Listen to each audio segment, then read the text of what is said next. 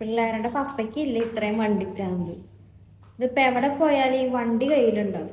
ഒരാൾ ജീപ്പ് വാങ്ങി അതിന് ശേഷം വീട്ടിൽ ജീപ്പ് തട്ടിയിട്ട് നടക്കാൻ വേണം.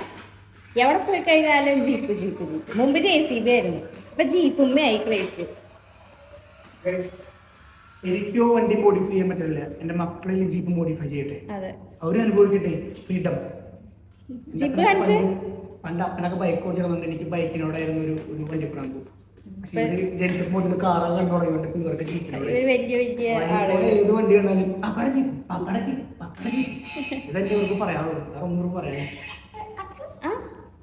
അമ്പടാ നോക്കട്ടെ, ഡോണുവിന്റെ രണ്ടുപേരും ഓടിച്ച്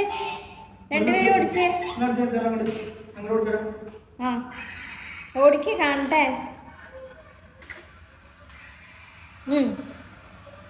കിട്ടോ? ഇടിച്ചിടിച്ചിടിച്ച് എത്ര ദിവസം ഇത് ഇങ്ങനെ തന്നെ നിക്കുന്നു നോക്കണം. ഇവന്റെ വണ്ടി ഇത് ചിലപ്പോ രാത്രി ഇങ്ങനെ കളിച്ച് തിരിച്ച് നടക്കുന്നുണ്ടെങ്കിലും ഉള്ളിലൊരു പേടിയാണ് കേട്ടോ. കാരണം April 8 UAE വെളുപ്പിന് 4 മണി എന്ന് പറയുന്നത് എല്ലാവർക്കും ഒരു പേടി സ്വപ്നം തന്നെയാണല്ലേ. എല്ലാവരും പേടിച്ചിട്ടായിരിക്കും ആ ഒരു ദിവസം തള്ളി നീക്കുന്നുണ്ടാവുക. ഞങ്ങളിതേ തലേ ദിവസം പോയിട്ട് സാധനങ്ങൾ വാങ്ങാനായിട്ട് നിന്നു കേട്ടോ. കാരണം എപ്പോഴാണ് ലോക്ക് വരിക, അല്ലെങ്കിൽ ന്യൂക്ലിയറിന് എന്തെങ്കിലും എഫക്റ്റ് വന്നു കഴിഞ്ഞിട്ടുണ്ടെങ്കിൽ 48 hours പുറത്തിറങ്ങരുത്, പൈപ്പിലെ വെള്ളം കുടിക്കരുത് എന്നൊക്കെ ഓരോ ഇൻഫർമേഷൻസ് ഉണ്ടായിരുന്നല്ലോ. അപ്പം നമ്മൾ വിചാരിച്ചെന്നാൽ പിന്നെ കുറച്ച് വെള്ളവും പിള്ളേരൊക്കെ ഉള്ളതല്ലേ, ഫുഡ് ഐറ്റംസ് ഒക്കെ വാങ്ങിച്ച് സ്റ്റോർ ചെയ്ത് വെക്കാമെന്ന് വിചാരിച്ചിട്ടാണ് നമ്മൾ ഇറങ്ങിയത്. തേങ്ങ വാങ്ങാൻ ചെന്ന് കഴിഞ്ഞപ്പോൾ ആട് കിടന്നൊത്ത് പൂടിയില്ല എന്ന് പറഞ്ഞ പോലെ തേങ്ങ ഒന്നും ഉണ്ടായിരുന്നില്ല കേട്ടോ അവിടെ. പിന്നെ നമ്മൾ വെള്ളം ആവശ്യത്തിന് വാങ്ങി, അതേപോലെ ഫുഡ് ഐറ്റംസും ആവശ്യത്തിന് വാങ്ങി. അവിടെ വന്ന മിക്കവരും, അതായത് മെജോറിറ്റി പേരുടെയും ട്രോളിയിൽ വെള്ളം ഉണ്ടായിരുന്നു കേട്ടോ.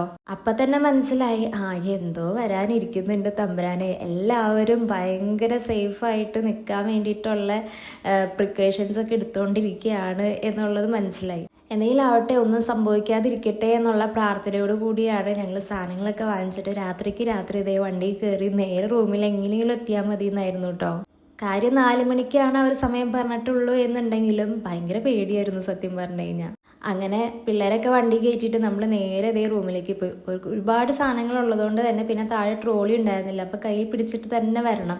അപ്പോൾ ദേടി നിന്റെ ചേച്ചി പണിയെടുക്കണമെന്നും പറഞ്ഞിട്ട് ഉറങ്ങാൻ കിടന്ന ഐശ്വനെ വിളിച്ച് എണീപ്പിച്ച് ക്യാമറയും കൊടുത്തിട്ട് വീഡിയോ എടുക്കാൻ കേട്ടോ, എന്നെ ട്രോളാൻ വേണ്ടിയിട്ട്. അല്ലെങ്കിൽ നമ്മൾ സാഹചര്യത്തിനൊപ്പം നമ്മൾ ജീവിക്കുമല്ലോ എങ്ങനെ പോയി കഴിഞ്ഞാലും. അപ്പോൾ ഇത്രയൊക്കെയുള്ള വിശേഷം. അടുത്ത വിശേഷം നമുക്ക് അടുത്ത വീഡിയോയിൽ കാണാം.